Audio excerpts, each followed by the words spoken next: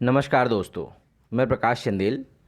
जैसा कि आप सभी जानते हैं कि राज्य शिक्षा केंद्र ने सत्र 2021-22 नए सत्र के अध्ययन अध्यापन के लिए प्रत्येक बच्चे तक शिक्षक की पहुंच सुनिश्चित करने के लिए, अध्ययन अध्यापन सुनिश्चित करने के लिए इस बार मेंटर के रूप में नए लोगों को इसमें इन्वॉल्व करने का आदेश दिया है। आज हम जानेंगे कि हम मेंटर किसे बना सकते हैं, मेंटर कौन हो सकता है, मेंटर की क्या भूमिका होगी, मेंटर की नियुक्ति कैसे करनी है और मेंटर की जानकारी किसे देनी है। तो ये सब प्रश्नों के समाधान आपको आज इस वीडियो में मिलेंगे। सबसे पहले हम देखेंगे कि मेंटर की पहचान करना, छात्रों के लिए सीखने की सुविधा के लिए परिवार से एक मेंटर की पहचान करना। आपको आपके विद्यालय में जो बच्चे दर्ज हैं उनमें से आप देखिए कि उनके परिवार में कौन व्यक्ति पढ़ा लिखा है। वो उसके माता पिता, भाई बहन, सगे रिश्तेदार, पड़ोसी जो आसपास रहते हैं और बच्चे के लिए उपलब्ध हैं, उनमें से कोई भी व्यक्ति मेंटर हो सकता है। लेकिन मेंटर की नियुक्ति के समय स्पेशली हमें देखना पड़ेगा कि यदि मेंटर उनके परिवार का सदस्य है तो ये ज़्यादा अच्छा और सुरक्षित होगा। हम देखेंगे कि मेंटर की क्या आवश्यकता है। कोविड परिस्थितियों में विद्यालय बंद होने की स्थिति में विद्यार्थियों को नियमित रूप से अकादमिक सहयोग हेतु, शिक्षकों की सहायता हेतु समुदाय या परिवार की सहभागिता आवश्यक है। बिना समुदाय और परिवार की सहभागिता के बच्चों का अध्ययन अध्यापन शिक्षक से दूर रह करके बड़ा कठिन हो जाता है। तो उसे शिक्षक की कमी महसूस ना हो और उनके परिवार से ही कोई मेंटर के रूप में ये भूमिका निभाए और बच्चों को पढ़ने पढ़ाने का काम उनका सतत जारी रहे। विद्यार्थियों के नियमित सहयोग हेतु शिक्षकों द्वारा परिवार में से हर विद्यार्थी के लिए मेंटर की पहचान की जानी है। यहाँ हमें देखना होगा कि आपके विद्यालय में जितने भी बच्चे दर्ज हैं, प्रत्येक बच्चे के लिए आपको एक एक मेंटर, 3 या 4 बच्चों के बीच में एक मेंटर भी हो सकता है। आपको न्यूनतम इस रेशो में मेंटर ढूंढने होंगे।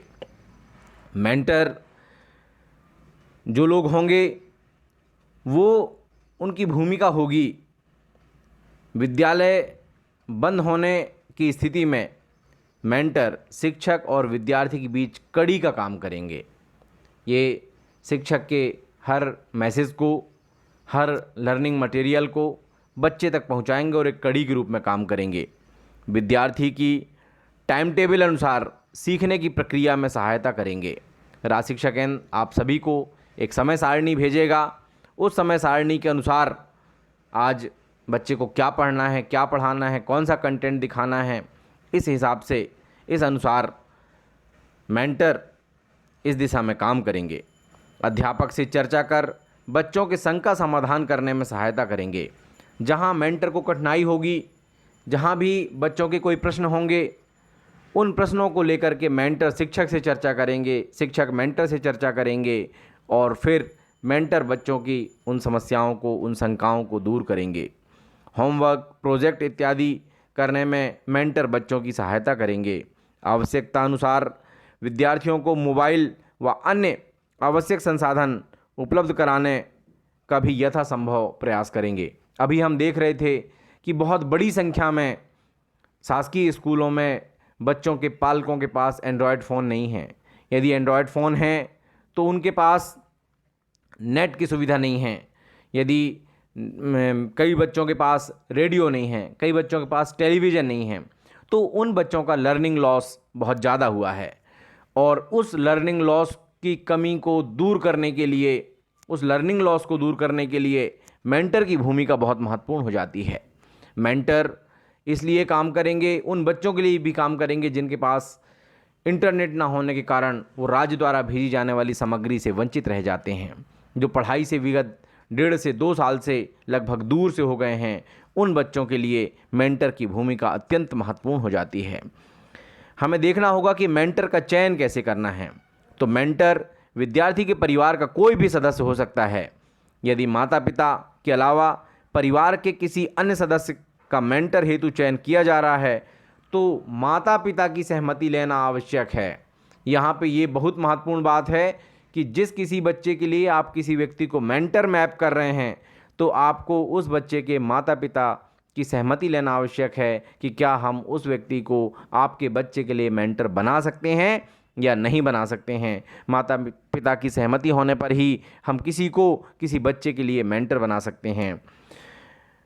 एक व्यक्ति अधिकतम 3 या 4 विद्यार्थियों के लिए मेंटर की भूमिका निभा सकता है। मेंटर की पहचान करते समय यह ध्यान रखा जाना चाहिए कि मेंटर स्वयं शिक्षित हो और विद्यार्थी की सहायता करने में सक्षम हो। शिक्षित व्यक्ति को ही मेंटर बनाना है।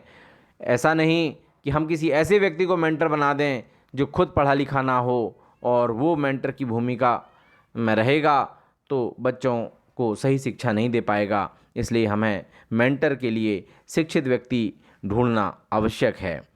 मेंटर का चयन करते समय ऐसे लोगों को प्राथमिकता दी जाए जिन लोगों के पास मोबाइल इंटरनेट कनेक्टिविटी है जिससे विद्यार्थी इसका उपयोग कर सकें। मेंटर का क्या कार्य है? ये तो हुआ कि मेंटर कौन हो सकता है, हमें किसे चयन करना चाहिए, मेंटर किस तरह से काम करेंगे, मेंटर के मुख्य कार्य कौन कौन से हैं। अब हम देखेंगे कि किसी भी शिक्षक दिनांक 28 जून तक अपनी कक्षा अंतर्गत आने वाले सभी विद्यार्थियों के लिए मेंटर की पहचान करेंगे और सूची तैयार करेंगे।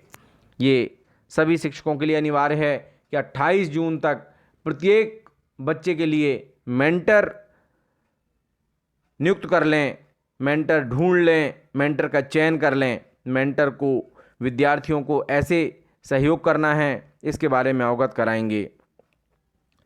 विद्यालय के सभी विद्यार्थियों के मेंटर की सूची संलग्न प्रपत्र अनुसार विद्यालय स्तर पर हेडमास्टर या प्रिंसिपल द्वारा एकत्रित की जाएगी। हेडमास्टर व शिक्षक दैनिक रूप से 5 मेंटर्स व विद्यार्थियों दोनों को फ़ोन पर संपर्क करेंगे। राज्य द्वारा नियमित कॉल की मॉनिटरिंग 1 जुलाई से प्रारंभ की जाएगी। शिक्षक द्वारा सभी मेंटर्स को कक्षा के व्हाट्सएप ग्रुप में जोड़ा जाएगा। मेंटर की पहचान, ट्रैकिंग, लिंक को भरने की जिम्मेदारी जनशिक्षक की होगी। आप प्रत्येक बच्चे के लिए प्रत्येक कक्षा शिक्षक मेंटर नियुक्त करेंगे। 3 से 4 बच्चों पर एक मेंटर हो सकते हैं। उसकी सूची बनाइए, अपने प्रधान अध्यापक को दीजिए और वो सूची प्रधान अध्यापक या प्राचार्य को दीजिए। प्राचार्य और प्रधान अध्यापक उस सूची को संकलित करके वो सीएसी के पास भेजेंगे और ये सीएसी का दायित्व होगा कि मेंटर की सूची राज्य शिक्षा केंद्र के ग्रुप में, राज्य शिक्षा केंद्र की लिंक में पेस्ट करे और वहाँ पर पूरी जानकारी भेजे ताकि मेंटर से सीधा संवाद राज्य के अधिकारी, जिले के अधिकारी भी